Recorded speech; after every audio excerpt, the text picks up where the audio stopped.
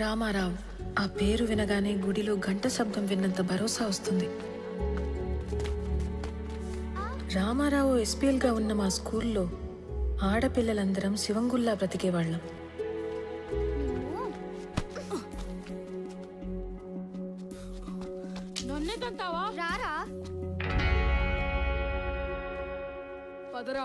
అదేంటో మొదటిసారి రామాని చూసిన రోజు నుంచి మాకేదో తెలియని బంధం ఉన్నట్లు అనిపించింది. అనంతు చీమల్ని ఎందుకు చంపుతాండవరా? మాస్టర్ పాట మొదలు పెట్టినారు, లోపలి పో. కాలక్రమేణా మా అనే మాట పోయి మన అనే భావనతోనే బ్రతికేశాం. హిందీ లాంగ్వేజ్ అంటే ఏంటి? జాతీయ భాష, నేషనల్ లాంగ్వేజ్. మీకు తెలుగు రాకపోయినా పర్వాలేదురా, హిందీ రాకపోతే మీరెవ్వరూ దేనికి పనికిరారు. సార్, మాతృభాషతో పాటు పరభాష నేర్చుకోవడం తప్పు కాదు సార్, కానీ మాతృభాషను హేళన చేయకూడదు సార్. హిందీ మన జాతీయ భాష కాదు సార్, అధికారిక భాష. ప్రతి విషయంలోనూ రామారావు శైలి, చూసే విధానం ప్రత్యేకంగా ఉంటాయి. రోజులు గడిచే కొద్దీ మా వయసుతో పాటు మా మధ్య ప్రేమ కూడా పెరిగింది.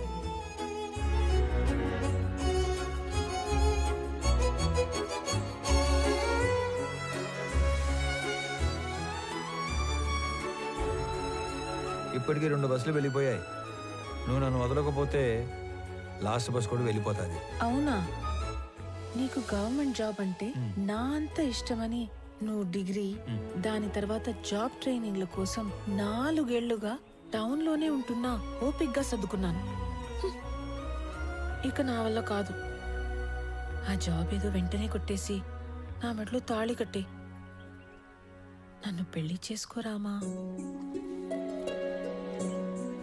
1 నెలలో టెస్ట్, ఇంటర్వ్యూ అన్నీ అయిపోతాయి.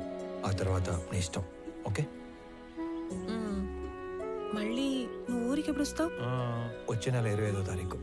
సరేనా?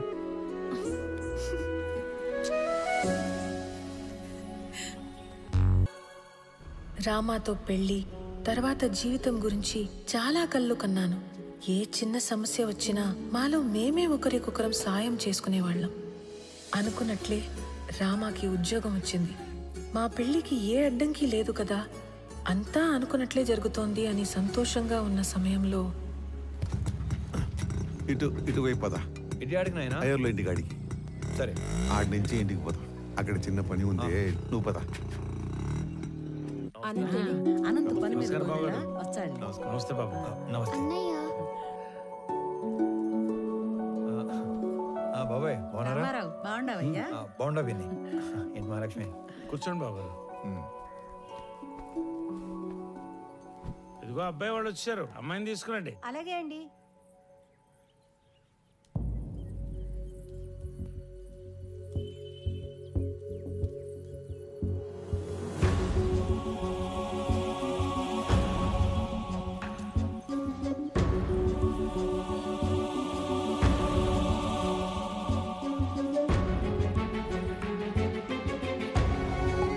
ఒక్కగానొక్క కూతురు, పేరు నందిని.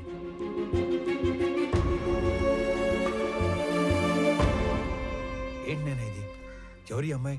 మాలిని గురించి మీకు తెలుసు కదా? తెలిసే వీళ్ళని రమ్మని చెప్పినాను. మాలినికి పెళ్ళైపోయినది. మాలినికి పెళ్ళైపోయింది నాయనా? కారణాలు తెలియదు. మాలినికి పెళ్లి జరిగిపోయినాదని తెలిసి నువ్వు ఎట్ట రియాక్ట్ అవుతావు అని మేం బేజారైపోయినాము.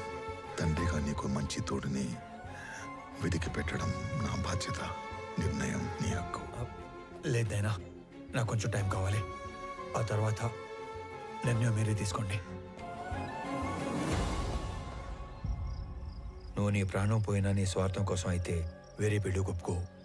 ఏదో ఒక కారణం చేతే ఈ పెళ్లి చేసుకుని ఉంటావు. నువ్వు తలదించుకునే తప్పేమీ చేయలేదు మాలిని. మన ప్రేమ మన ఇద్దరికి మాత్రమే సంబంధించింది. పెళ్లి మన వాళ్ళందరికీ సంబంధించింది. ప్రేమ విషయంలో మనలో ఎవరో ఒకటి నిర్ణయం తీసుకోవచ్చు, కానీ పెళ్లి విషయంలో మన వాళ్ళందరూ నిర్ణయం తీసుకోవాలి. ఎందుకు, ఏమిటి అని అడగటానికి నేను రమ్మనలేదు. నిన్ను చూసి చాలా రోజులైంది కదా, చూద్దామని రమ్మన్నాను. మాలిని, ఒక్కసారి తలెత్తి చూడు.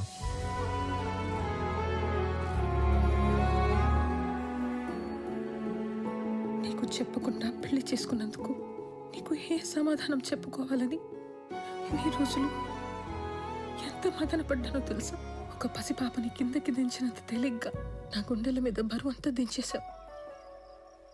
మా నాన్న ఆయన పార్ట్నర్ కొడుకుతో పెళ్లి ఫిక్స్ చేసుకుని వచ్చి ఇంట్లో చెప్పినప్పుడు ఆయన మొహంలో నేను ఎప్పుడు చూడని ఒక ఆనందం చూశాను.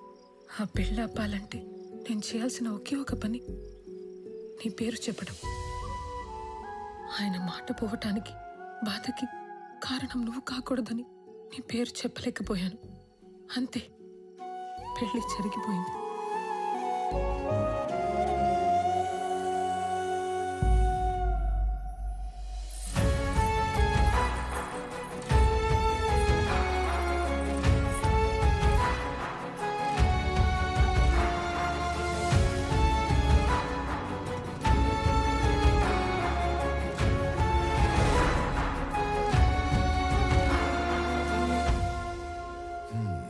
మన ఇంటి కోడలుగా రావాల్సిన అమ్మాయి పాపం తలరాత.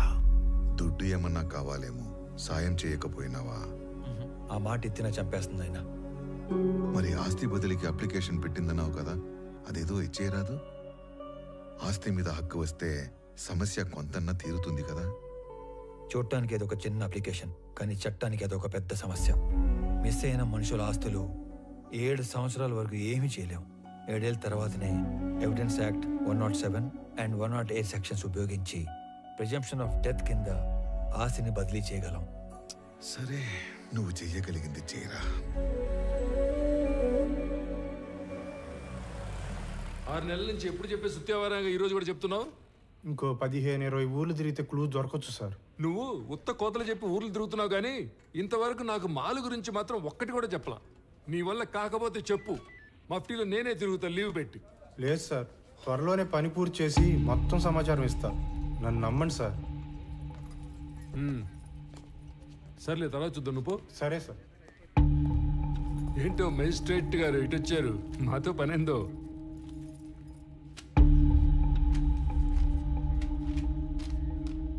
అరే, ఇది మిస్సింగ్ కేసు. మాయ్, నువ్వేనా మాలి అంటే? అదే టన్నులు ఉత్తరాలు రాస్తుంటావు. ఇంకా ఈ కేసులో ఆచూకీలు ఏం దొరకలేదు, దొరకగానే చెప్తాను. ఇక పోండి. కంప్లైంట్ ఇచ్చి దాదాపు సంవత్సరం అయింది. ఎఫ్ఐఆర్ కూడా ఫైల్ చేసినట్లేదు. ఆ మనిషి ఏడో మిస్ అయ్యాడో ఆడికి పోయి కంప్లైంట్ చేయండి, ఫైల్ చేస్తారు ఎఫ్ఐఆర్. జ్యూరిస్డిక్షన్తో సంబంధం లేకుండా ఎఫ్ఐఆర్ ఫైల్ చేయటం మీ బాధ్యత. సరే, ఎఫ్ఐఆర్ ఫైల్ చేయలేదు. ఇచ్చిన కంప్లైంట్ మీద ఏం ప్రోగ్రెస్ సాధించారు? హలో, ఏందమ్మా సాధించేదా? ఏంది ప్రోగ్రెస్లు, అటెండెన్స్లు? నేను నా పైనకే చెప్పను. ఓ అడగటానికి వచ్చాడు పెద్ద. సరే, మేమేం ప్రోగ్రెస్ చేయలేదు అనుకుందాం. అనుకుందాం మాట వరుసకి. ఆ తప్పైనాడు పెళ్ళం, సొంత వాళ్ళు కూడా ఎత్తుకుంటారు కదా, మరి వాళ్ళేం ప్రోగ్రెస్ సాధించారు?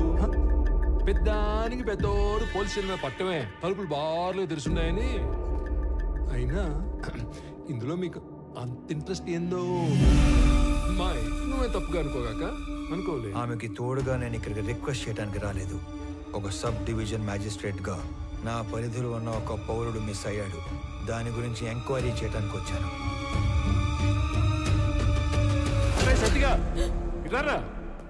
సార్, వాడెవడో సురేంద్ర అంట, ఊరంతా అప్పులు చేసి పారిపోయాడని వేరే ఎవరితోనైనా చీటింగ్ కేసు పెట్టించు. Okay sir. కావాలని కనుమరుగైనట్టు రిపోర్ట్ రాసి వాడు కేసు క్లోజ్ చేయి. ప్రతి ఓడికి జవాబు చెప్పాలంటే దేవుడు రోజుకి 48 గంటలు ఇచ్చినా సరిపోవు. పండి పండి, మేము భోజనాలు పెట్టాం ఇక్కడ.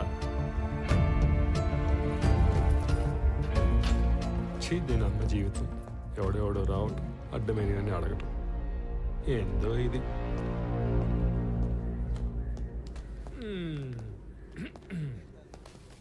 శ్రీకాకుళంలో వీడేసిన ఎక్స్ట్రాలకి సబ్ కలెక్టర్ రేంజ్ నుంచి డిమోట్ చేసి టెంపరీ పోస్టులు వేసాడు. ఏదో పెద్ద హోమ్ మినిస్టర్లా వివరాలు అడుగుతున్నాడు బాబు. అదేదో మనం ఓరకనే కూర్చొని ఆలోచన చెప్పుకుంటున్నట్టు కటింగ్ ఇస్తున్నాడు. ఏంది సార్?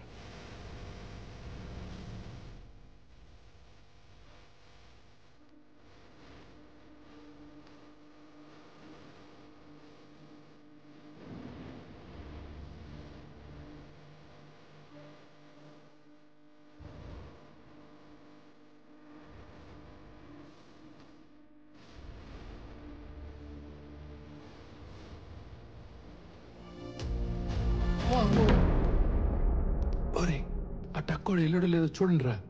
వెళ్ళిపోయారు సార్. అమ్మా నా వల్ల కావట్లేదురా. వీడెవడరా సామె కనపడిన ప్రతిసారి ఏదో కొత్త రూల్ చెప్పి వాయించి వదులుతున్నాడు.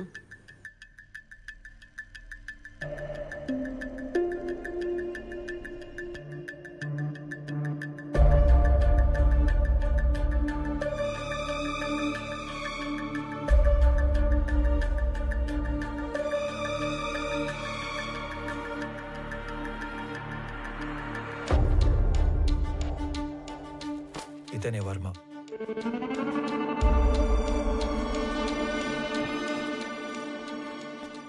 అతను పట్టుకున్న గిఫ్ట్ బాక్స్ మీద వర్మ అని పేరు రాసింది చూడు. ఇప్పుడు అతని అడ్రస్ పట్టుకోవాలి. సురేంద్ర బిజినెస్లో హెల్ప్ కోసం వెళ్ళాడంటే వర్మ కూడా బిజినెస్ మ్యాన్ అయి ఉండాలి. ఓకే, మీ ఇంట్లో పాత క్యాలెండర్లు డైరీలు ఉంటే తీసుకుని రా.